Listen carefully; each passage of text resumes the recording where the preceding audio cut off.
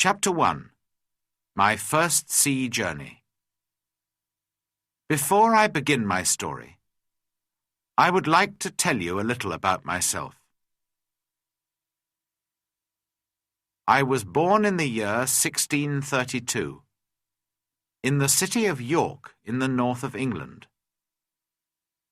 My father was German, but he came to live and work in England. Soon after that, he married my mother, who was English. Her family name was Robinson. So when I was born, they called me Robinson after her. My father did well in his business, and I went to a good school. He wanted me to get a good job and live a quiet, comfortable life. But I didn't want that. I wanted adventure and an exciting life. I want to be a sailor and go to sea, I told my mother and father.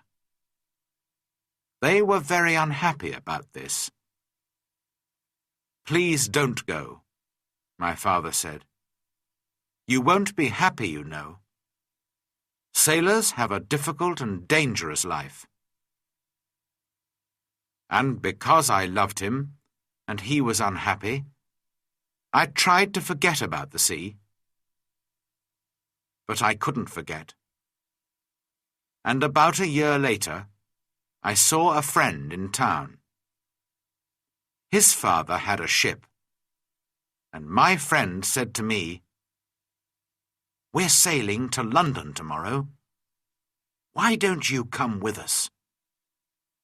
And so, on September the 1st, 1651, I went to Hull, and the next day we sailed for London. But a few days later, there was a strong wind. The sea was rough and dangerous, and the ship went up and down, up and down. I was very ill and very afraid. "Oh, I don't want to die," I cried. "I want to live. If I live, I'll go home and never go to sea again." The next day, the wind dropped, and the sea was quiet and beautiful again. "Well, Bob," my friend laughed, "how do you feel now? The wind wasn't too bad." "What?" I cried. "It was a terrible storm." "Oh, that wasn't a storm," my friend answered. "Just a little wind. Forget it. Come and have a drink." After a few drinks with my friend, I felt better. I forgot about the danger and decided not to go home. I didn't want my friends and family to laugh at me. I stayed in London for some time, but I still wanted to go to sea. So, when the captain of a ship asked me to go with him to Guinea in Africa, I agreed. And so I went to sea for the second time. It was a good ship, and everything went well at first, but I was very ill again. Then, when we were near the Canary Islands, a Turkish pirate ship came after us. They were famous thieves of the sea at that time. There was a long, hard fight, but when it finished, we and the ship were prisoners. The Turkish captain and his men took us to Salé in Morocco. They wanted to sell us as slaves in the markets there. But in the end, the Turkish captain decided to keep me for himself and took me home with him. This was a sudden and terrible change in my life. I was now a slave, and this Turkish captain was my master.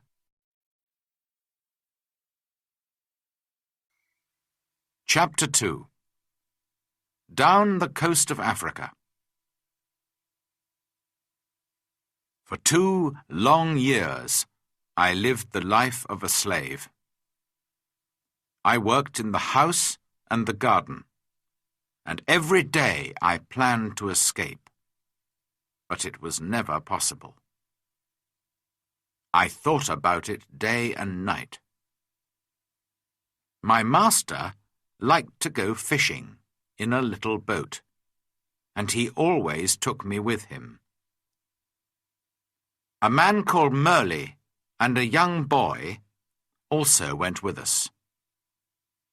One day my master said to us, "Some of my friends want to go fishing tomorrow.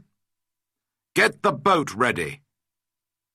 So we put a lot of food and drink on the boat, and the next morning we waited for my master and his friends. But when my master arrived, he was alone. "My friends don't want to go fishing today," he said to me. "But you go with Merle and the boy, and catch some fish for our supper tonight." "Yes, master," I answered quietly. But inside I was excited. "Perhaps now I can escape," I said to myself. My master went back to his friends, and we took the boat out to sea. For a time we fished quietly, and then I moved carefully behind Merle and knocked him into the water. "Swim!" I cried. "Swim to the shore!"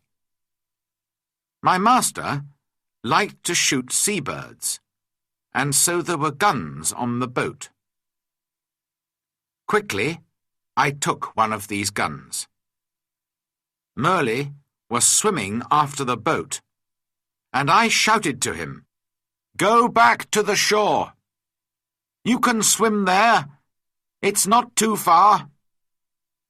I won't hurt you, but if you come near the boat, I'll shoot you through the head." So Merle turned and swam back to the shore as quickly as he could. Then I said to the boy, "Zuri, if you help me, I'll be a good friend to you. If you don't help me, I'll push you into the sea too." But Zuri was happy to help me. "I'll go all over the world with you," he cried. I wanted to sail to the Canary Islands, but I was afraid to go too far from the shore. It was only a small boat, and so we sailed on south for some days. We had very little water, and it was dangerous country here, with many wild animals. We were afraid, but we often had to go on shore to get more water.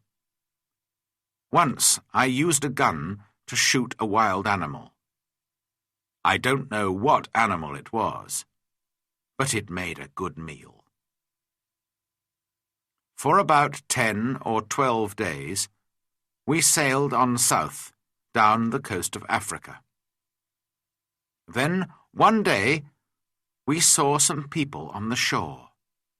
Strange, wild people, who did not look friendly. By now, we had very little food, and we really needed help. We were afraid, but we had to go on shore. At first, they were afraid of us too. Perhaps white people never visited this coast. We did not speak their language, of course, so we used our hands and faces to show that we were hungry.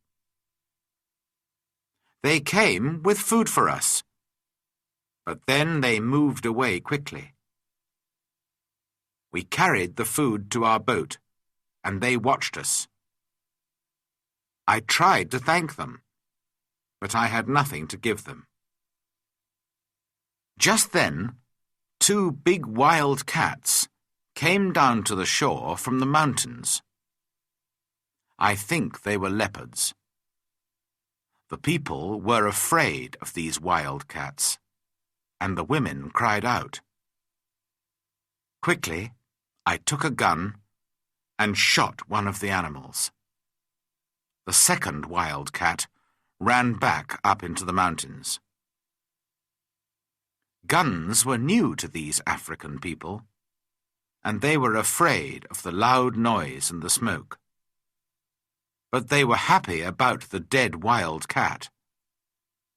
I gave them the meat of the dead animal, and they gave us more food and water.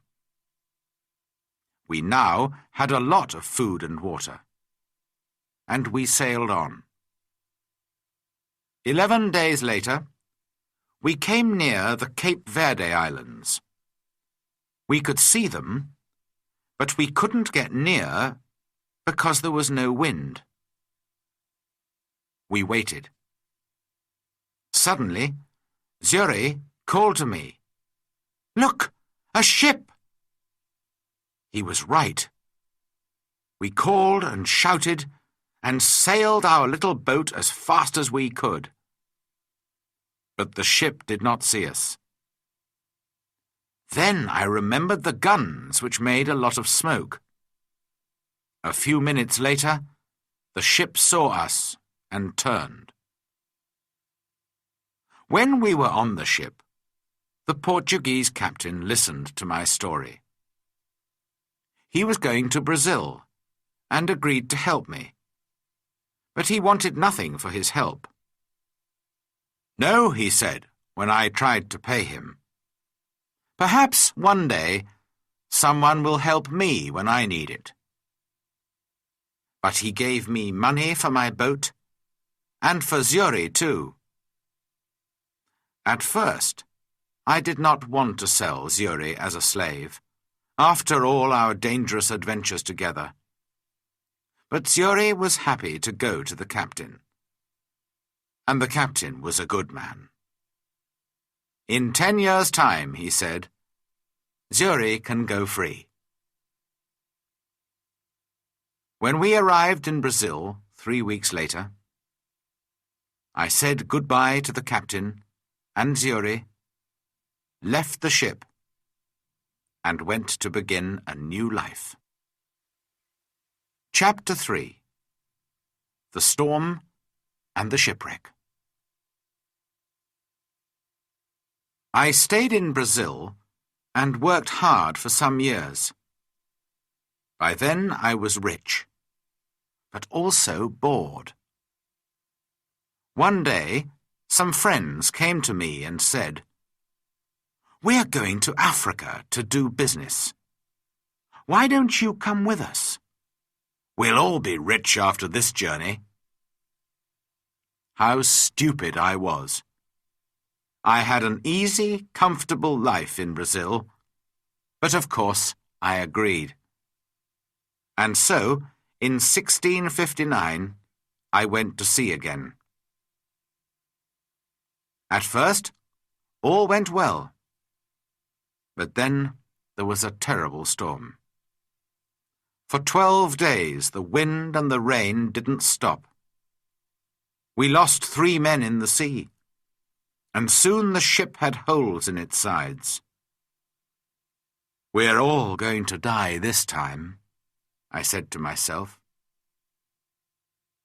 Then one morning, one of the sailors saw land. But the next minute, our ship hit some sand just under the sea. The ship could not move, and we were really in danger now. The sea was trying to break the ship into pieces, and we had very little time. Quickly, we put a boat into the sea and got off the ship. But the sea was very rough, and our little boat could not live for long in that wild water. Half an hour later, the angry sea turned our boat over, and we were all in the water. I looked round for my friends, but I could see nobody. I was alone. That day I was lucky, and the sea carried me to the shore. I could not see the land, only mountains of water all around me. Then, suddenly, I felt the ground under my feet. Another mountain of water came, pushed me up the beach, and I fell on the wet sand. At first, I was very thankful to be alive. Slowly, I got to my feet and went higher up the shore. From there, I looked out to sea. I could see our ship, but it was wrecked, and there was nobody near it. There was nobody in the water. All my friends were dead. I was alive, but in a strange, wild country, with no food, no water, and no gun. It was dark now, and I was tired. I was afraid to sleep on the shore. Perhaps there were wild animals there. So I went up into a tree, and I stayed there all night. Chapter 4. A New Life on an Island. When day came, the sea was quiet again. I looked for our ship, and to my surprise, it was still there, and still in one piece. I think I can swim to it, I said to myself. So I walked down to the sea, and before long I was at the ship and was swimming round it. But how could I get onto it? In the end, I got in through a hole in the side, but it wasn't easy. There was a lot of water in the ship, but the sand under the sea was still holding the ship in one place.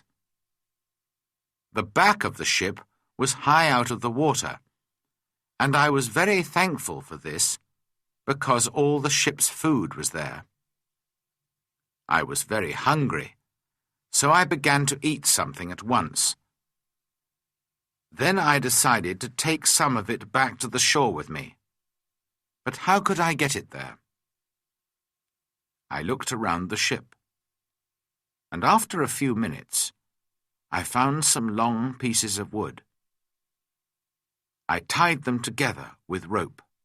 Then I got the things that I wanted from the ship. There was a big box of food, rice and salted meat and hard ship's bread. I also took many strong knives and other tools, the ship's sails and ropes, paper, pens, books, and 7 guns. Now I needed a little sail from the ship, and then I was ready. Slowly and carefully, I went back to the shore. It was difficult to stop my things from falling into the sea, but in the end, I got everything onto the shore. Now I needed somewhere to keep my things. There were some hills around me, so I decided to build myself a little house on one of them. I walked to the top of the highest hill and looked down. I was very unhappy, because I saw then that I was on an island. There were 2 smaller islands a few miles away, and after that, only the sea. Just the sea, for mile after mile after mile. After a time, I found a little cave in the side of a hill. In front of it, there was a good place to make a home. So I used the ship's sails, rope, and pieces of wood. And after a lot of hard work, I had a very fine tent. The cave, at the back of my tent, was a good place to keep my food, and so I called it my kitchen. That night, I went to sleep in my new home. The next day, I thought about the possible dangers on the island. Were there wild animals? And perhaps wild people, too, on my island? I didn't know, but I was very afraid. So I decided to build a very strong fence. I cut down young trees and put them in the ground, in a half circle around the front of my tent. I used many of the ship's ropes too, and in the end my fence was as strong as a stone wall. Nobody could get over it, through it, or round it. Making tents and building fences is hard work. I needed many tools to help me. So I decided to go back to the ship again and get some more things. I went back 12 times, but soon after my 12th visit, there was another terrible storm. The next morning, when I looked out to sea, there was no ship. When I saw that, I was very unhappy. Why am I alive? And why are all my friends dead? I asked myself. What will happen to me now, alone on this island without friends? How can I ever escape from it? Then I told myself that I was lucky. Lucky to be alive. Lucky to have food and tools. Lucky to be young and strong. But I knew that my island was somewhere off the coast of South America. Ships did not often come down this coast, and I said to myself, I'm going to be on this island for a long time. So, on a long piece of wood, I cut these words. I came here on the 30th of September, 1659. After that, I decided to make a cut for each day. Chapter 5. Learning to live alone. I still needed a lot of things. Well, I said, I'm going to have to make them. So every day I worked. First of all, I wanted to make my cave bigger.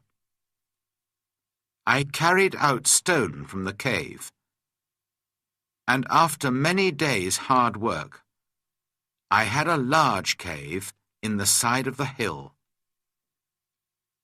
Then I needed a table and a chair, and that was my next job. I had to work on them for a long time.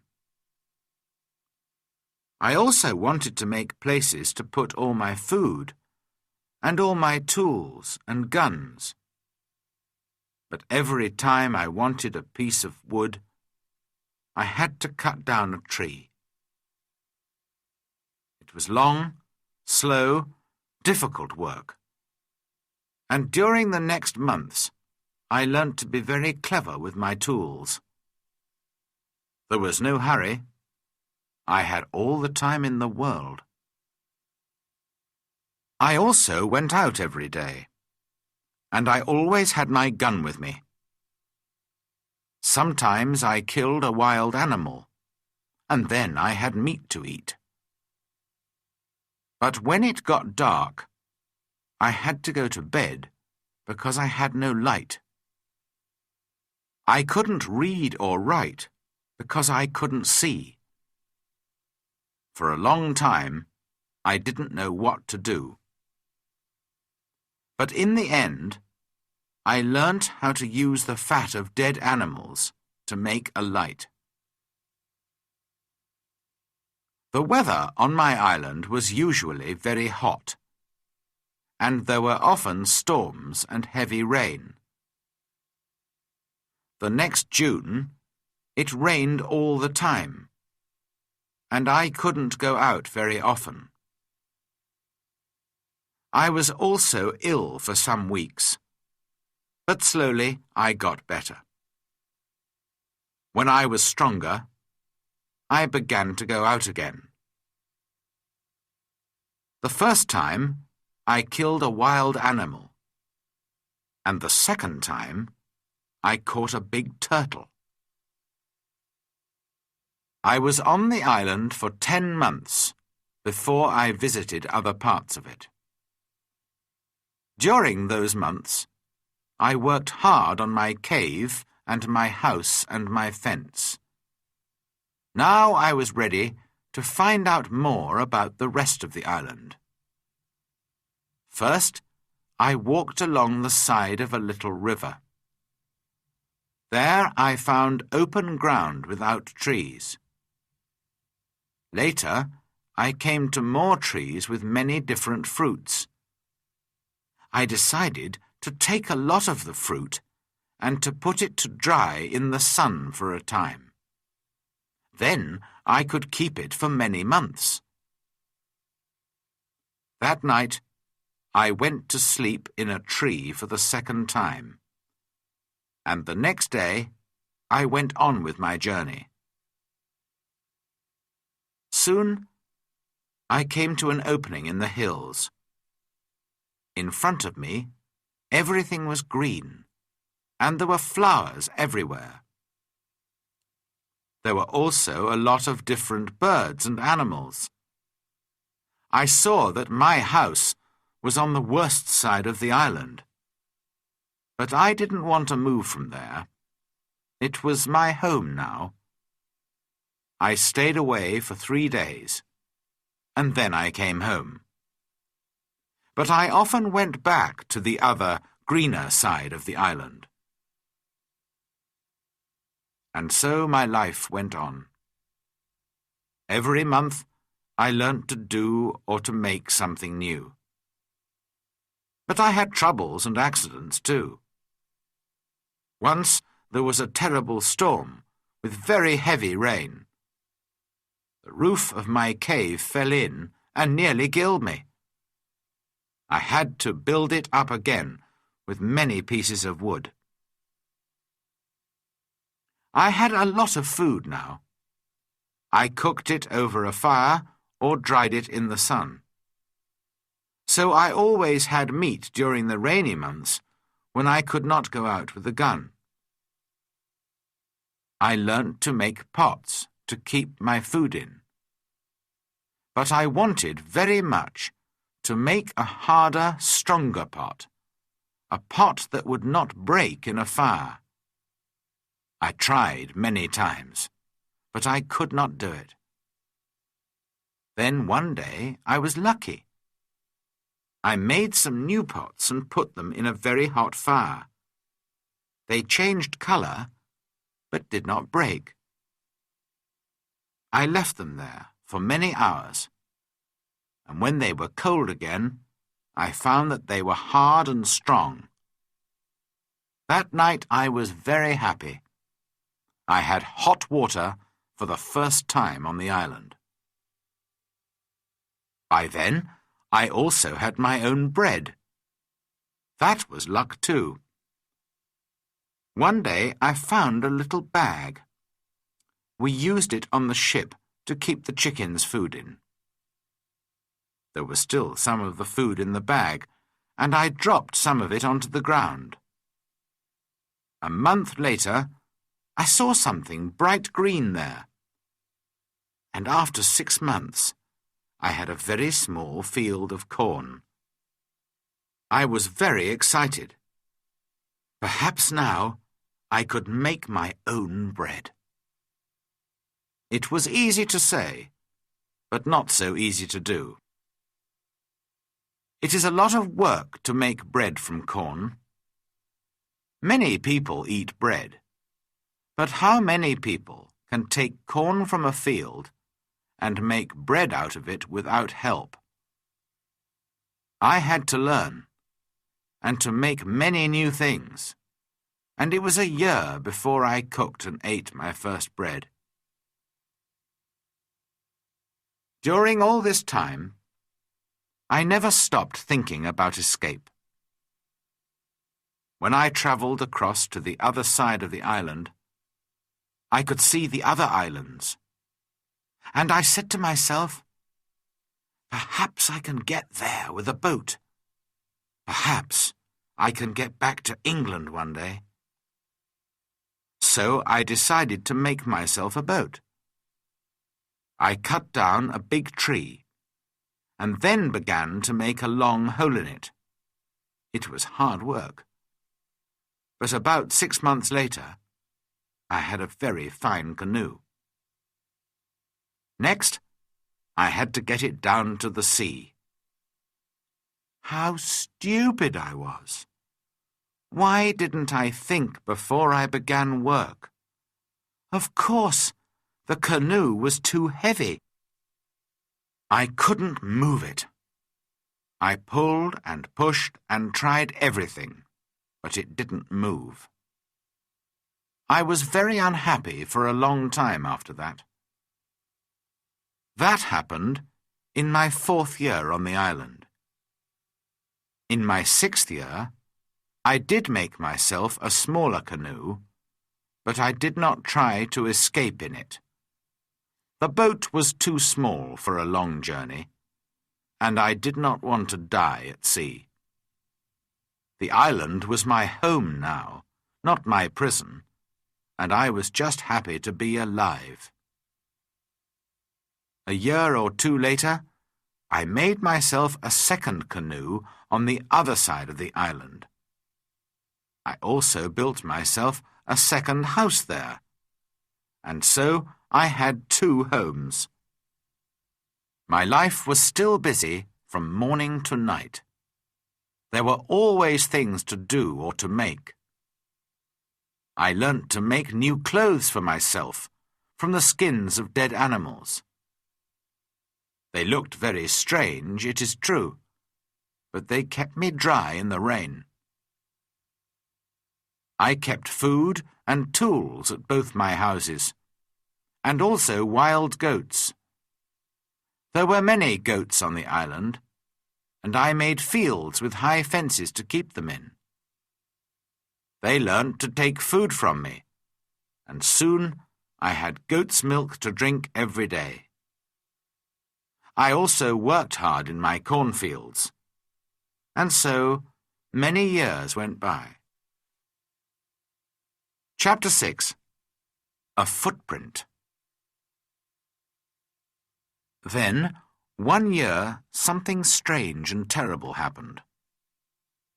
I often walked along the shore, and one day I saw something in the sand. I went over to look at it more carefully, and stopped in sudden surprise. It was a footprint. The footprint of a man. Who could this be? Afraid, I looked around me. I listened. I waited. Nothing. I was more and more afraid. Perhaps this man was one of those wild people who killed and ate other men. I looked everywhere, but there was nobody, and no other footprint. I turned and hurried home. "There's someone on my island," I said to myself. "Perhaps he knows about me. Perhaps he's watching me now, from behind a tree. Perhaps he wants to kill me." That night, I couldn't sleep. The next day, I got all my guns ready, and I put more wood and young trees around my house. Nobody could see me now. But after 15 years alone on the island, I was afraid, and I did not leave my cave for 3 days. In the end, I had to go out to milk my goats. But for 2 years I was afraid. I stayed near my home, and I never used my guns because I didn't want to make a noise. I could not forget the footprint, but I saw and heard nothing more. And slowly I began to feel happier. One day, a year later, I was over on the west side of the island. From there I could see the other islands, and I could also see a boat far out to sea. If you have a boat, I thought, it's easy to sail across to this island. Perhaps that explains the footprint. It was a visitor from one of the other islands. I began to move more freely around the island again, and built myself a third house. It was a very secret place in a cave. No wild man will ever find that, I said to myself. Then one year, something happened which I can never forget. I was again on the west side of the island and was walking along the shore. Suddenly, I saw something which made me feel ill. There were heads, arms, feet, and other pieces of men's bodies everywhere.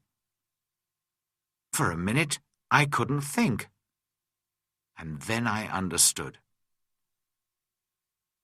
Sometimes there were fights between the wild men on the other islands. Then they came here to my island with their prisoners to kill them, cook them, and eat them. Slowly, I went home, but I was very angry. How could men do this? For many months, I watched carefully for the smoke from fires, but I didn't see anything. Somehow, the wild men came and went, and I never saw them. I was angry and afraid. I wanted to shoot them all. But there were many of them, and only one of me. Perhaps I can shoot 2 or 3, I said to myself. But then they will kill and eat me. Then, one morning in my 23rd year on the island, I was out in my fields, and I saw the smoke from a fire. Quickly, I went up the hill to watch. There were 9 men around the fire, and they were cooking their terrible food. Then these wild men danced round the fire, singing and shouting. This went on for about 2 hours, and then they got into their boats and sailed away. I went down to the shore and saw the blood of the dead men on the sand. The next time they come, I'm going to kill them, I said angrily. Chapter 7. Man Friday. For 2 years, I never went anywhere without my gun. I felt lonely and afraid, and had many sleepless nights. One night, there was a very bad storm, and I thought I heard the sound of guns out at sea. The next morning, I looked out and saw a ship. It was lying on its side not far from the shore. Quickly, I put my little boat in the water and sailed out to it. There were 2 dead men on the ship, but no one alive. The bodies of the other sailors were lost in the sea. I took some clothes and tools, and also a box of Spanish gold and silver money. I was a rich man now, but what use was money to me? I could not buy anything with it. I wanted people, a friend, somebody to talk to, somebody who could help me escape from my island. One morning, I woke up and made a plan. I'll try to catch one of the prisoners of the wild men, I said to myself. He'll be happy to be alive, and perhaps he'll help me to escape. I watched day and night, but for 1.5 years there were no boats. Then one day 5 boats came. There were about 30 men, and they had 2 prisoners. They made their fire on the sand and danced round it. Then they killed one of the prisoners and began to cook their terrible meal. The second prisoner waited under the trees, with 2 men to watch him. Suddenly, the prisoner turned and ran. The 2 men ran after him, but the other wild men were busy round the fire and did not see what was happening. The prisoner ran like a wild goat, and soon I saw that he was coming near the bottom of my hill. As fast as I could, I ran down the hill and jumped out of the trees between the prisoner and the 2 wild men.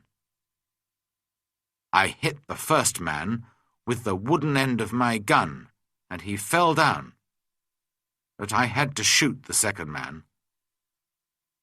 The poor prisoner did not move. He was afraid of the noise of my gun. I called to him and tried to show him that I was friendly. Slowly, he moved nearer to me. But just then, the first wild man began to get up from the ground. Then the prisoner spoke, and I understood that he wanted my sword. How happy I was to hear words again. I gave him my sword, and at once he cut off the head of his enemy. Hurriedly, we hid the dead bodies under some leaves, and then left quickly. I took my prisoner to my secret cave on the other side of the island, and gave him food and drink. After that, he went to sleep. He was a fine young man, about 25 years old, tall and well-built, with a kind face and a nice smile. He had a brown skin, black hair, bright eyes, and strong white teeth. I decided to give him the name of Man Friday, because I first saw him on a Friday. When he woke up in the morning, he ran out to me. I was milking my goats in the field, and he got down on the ground and put his head near my foot. I understood that he was thanking me, and I tried to show him that I was his friend. I began to teach him to speak English, and soon he could say his name, Master, and yes and no. How good it was to hear a man's voice again. Later that day, we went back to my first house. We went carefully along the beach, but there were no boats and no wild men. Just blood and bones all over the sand. I felt ill, but Friday wanted to eat the pieces of men's bodies which were still on the ground. I showed him that this was terrible for me, and he understood. When we got to my house, I gave Man Friday some trousers, and I made him a coat and a hat. He liked his new clothes very much. Then I made him a little tent to sleep in. But for a few weeks, I always took my gun to bed with me. Perhaps Friday was still a wild man, and would try to kill me in the night. At first, Friday was very afraid of my gun. Sometimes he talked to it and asked it not to kill him. Friday was a quick learner, and his English got better day by day. He helped me with the goats and with the work in the cornfields, and soon we were good friends. I enjoyed teaching him, and most of all, having a friend to talk to. This was the happiest of all my years on the island. Friday and I lived together happily for 3 years. I told him the story of my adventures and about life in England, and he told me about his country and his people. One day we were at the top of the highest hill on the island, and we were looking out to sea. It was a very clear day, and we could see a long way.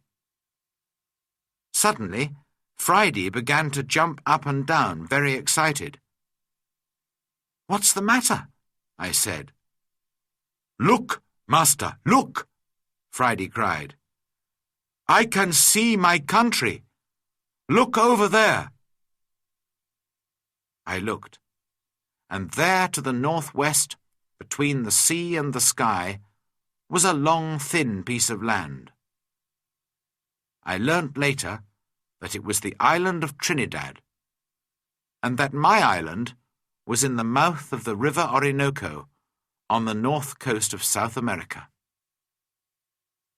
I began to think again about escape. Perhaps Friday wanted to go home too. Perhaps together we could get to his country. But what then? Would Friday still be my friend? Or would his people kill me and eat me? I took Friday to the other side of the island and showed him my big canoe. It still lay under the trees. It was very old now, and there were holes in the wood. "Could a boat like this sail to your country, Friday?" I asked him. "Oh, yes," he answered. "A boat like this can carry a lot of food and drink." "Then we'll make another canoe like it, and you can go home in it," I said. But Friday looked very unhappy. "Why are you angry with me?" he asked. "What have I done? Why do you want to send me home?" "But I thought you wanted to go home," I said. "Yes, but you must come with me. Kill me if you want, but don't send me away from you." Then I saw that Friday was a true friend, and so I agreed to go with him. We began work on the canoe at once. Friday chose the tree himself. He understood wood better than I did, and we cut it down. We worked hard, and in a month the boat was finished. 2 weeks later, it was in the sea, and we began to get ready for our long journey. Chapter 8. Escape from the Island. I was now in my 27th year on the island, and I did not want to be there for another year. We worked hard to get the corn in and to make a lot of bread. We had dried fruit and salted meat, and big pots to keep water in. One evening, Friday went out to look for a turtle for meat and eggs. But in less than an hour he was back, and he looked very afraid. "Master! Master!" he cried. "There's a great ship near the island, and men are coming to the shore in a boat." I jumped up and ran with him down to the shore. To my great surprise, I saw that it was an English ship. But why was it here? English ships never came this way. Perhaps they were pirates. "Don't let them see you, Friday," I called. "We'll hide in the trees and watch." There were 11 men in the boat, but 3 of them were prisoners. Their arms were tied with rope, but their legs were free and they could walk. The other sailors pushed the 3 prisoners up the beach, laughing and shouting and hitting them. Then some of them sat down on the sand and began to drink. Others walked away to look at the island, and 2 men stayed to watch the boat. The 3 prisoners walked slowly along the beach and sat down under a tree not far from us. They looked very unhappy. Very quietly, I came up behind them through the trees and called out to them in English. "Don't be afraid," I said. "I'm an Englishman. Perhaps I can help you." The 3 men turned and looked at me. They did not answer at once. They were too surprised. Perhaps they thought I was a wild man myself, in my strange homemade clothes of animal skins, and with my long hair and beard. Then the oldest man spoke. "I am the captain of that ship," he said, "and these 2 men are my first and second officers.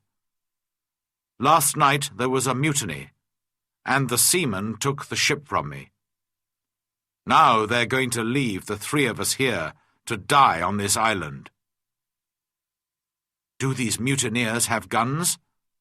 "Only 2, he answered, "and they've left those on the boat." "All right," I said. "We'll fight them. But if we get your ship back for you, you must take me back to England." The captain agreed immediately, and thanked me very warmly for my help. Friday ran back to my house to get all the guns, and the captain and I made a plan. The first part was easy, because the seamen were not ready for a fight. We shot the 2 men at the boat, and the captain shot another man. This man, Tom Smith, was the worst of them all, and he began the mutiny on the ship. Then the captain talked to the other 5 men, and they agreed to help him. They did not really want to be mutineers, but they were afraid of Tom Smith. "Now," I said to the captain, "we must get back your ship. How many men are on it?" 26, the captain replied. "And they will fight hard because they won't want to go home. It is death for all mutineers in England. But not all the men are bad. I'm sure that some of them will help me." Just then we saw another boat which was coming from the ship to the shore. There were 10 men in it, and they all had guns. We ran into the trees and waited. It was a long, hard fight, but by now it was dark, and this helped us very much. We ran here and there in the trees, calling and shouting. The seamen could not see us, and did not know how many men they were fighting.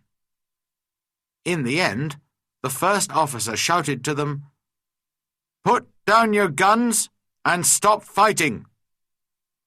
The captain has 50 island people to help him. We can kill you all." So the seamen stopped fighting, and we took their guns. 3 of the men agreed to come back to the captain, and we put the others in my cave. Friday and I stayed to watch the prisoners, while the captain and his men went back to fight for the ship. All night we listened to the sound of guns and shouting. But in the morning, when the sun came up, the captain was master of his ship again. I went down to the shore to meet him. "My dear friend," he cried, "there's your ship. I'll take you to the ends of the world in it."